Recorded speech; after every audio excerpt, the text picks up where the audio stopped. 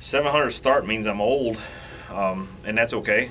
It's a milestone, no doubt, but just says that I'm experienced. I've lost more than I've won, just like everybody else in this sport, and it's pretty cool to be doing something and still doing something that I'm so passionate in a sport that I love. My first thought is my dad, who aspired to be a race car driver, and gave me the opportunity when I was 4.5 years old to put a steering wheel in my hand and push on some pedals and turn left for a living. So, I feel like along the way, every start and every lap, he's been riding with me, and it's pretty special because of that.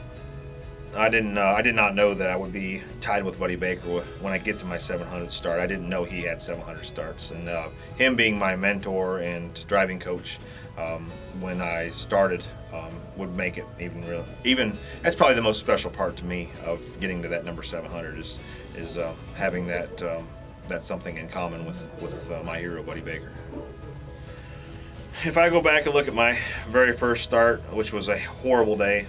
We started 10th in Phoenix in 2000, finished 42nd, had the brakes locking up on the race car because they didn't have the pedals set right, and caught a windshield tear off and melted the engine down, and therefore had a DNF. So my first race was a DNF. My second race I won the pole in Charlotte. I guess in general, looking back at my first race, I don't know that I would have said that I was going to be around for 700 starts.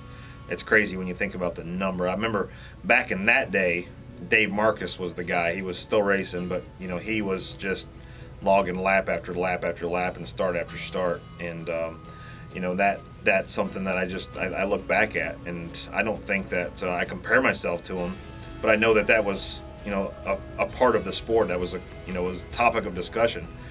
So obviously when I get my 700th, it'll come up, but I don't know that I would have said or done or told myself to do anything or be anybody different. I'm fortunate to be still doing it.